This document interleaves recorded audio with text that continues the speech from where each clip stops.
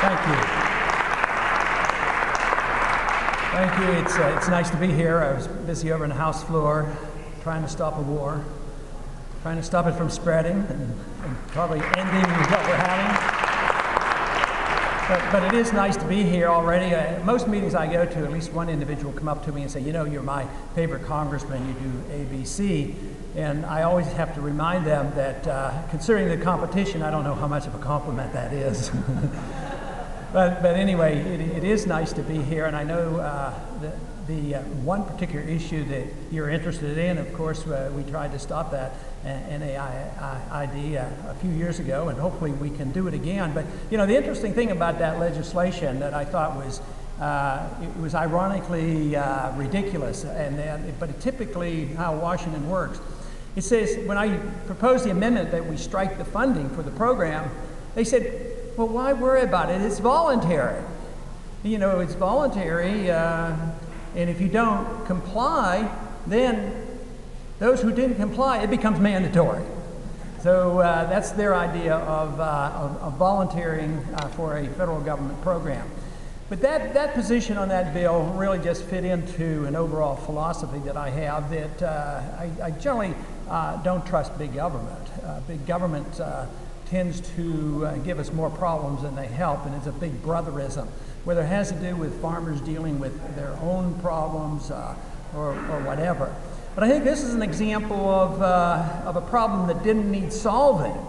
And my understanding is that there were plenty of mechanisms built in place for the protection of the people and the understanding of the spread of disease among animals, which if you are involved in that business, I mean, why wouldn't you want to be? And why wouldn't you want to have a program that would take care of problems like that?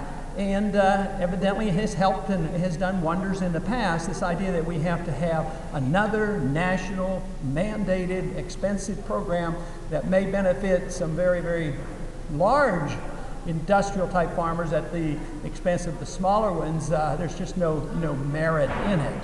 And I just am discouraged a bit about the way people in the country generally react, although there's a hardcore people out there that are tired of it and would like to see some serious changes, whether it's our domestic program or our foreign program. But too often, no matter what kind of a problem there is, they come and they say, well, the government will take care of it, or I have a right to this. They're entitled to everything. They have a misconstrued idea of what rights are, and they come and never ask the question that if one group or one individual wants something from the government and the government obliges and gives it to that individual, the question they don't ever want to ask, because it's too embarrassing, is where did the government get it?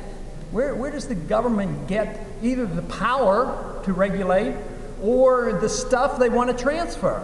Of course, they have a lot of power, and there's a lot of people who like to regulate and believe that's the way the country should run, that we should regulate everything in the economy and regulate everything in your personal lives and regulate the world. But when it comes to transferring material things, even though it's so often motivated by very good humanitarian instincts, they never ask the question, how do they get it? What comes from the government? Failing to answer, well, where does the government get it? Is the government productive? No, the government is destructive. The government gets in the way of individuals who want to take care of themselves. And this is the biggest problem that we have. Freedom, recognize that individuals are very, very important. The most important element of a free society.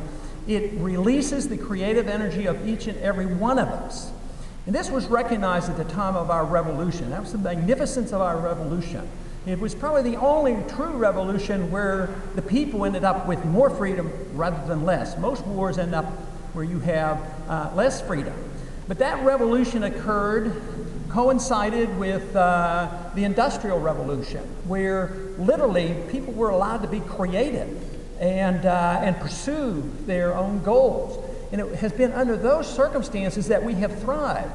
The amount of wealth created since that idea came into being just a few hundred years ago, probably 99% of all the wealth of 6,000 years of history have been produced in this very, very short period. And this country fails to recognize the great value in individual liberty, which means that you have a right to your life and you have a right to your property, because your property is an extension of your life. Which means that if you happen to live in a home, your home is your castle. If you happen to have a farm, your farm should be an extension of that castle. And unless you violate your neighbor's rights, the government should be out of your hair and out of your business.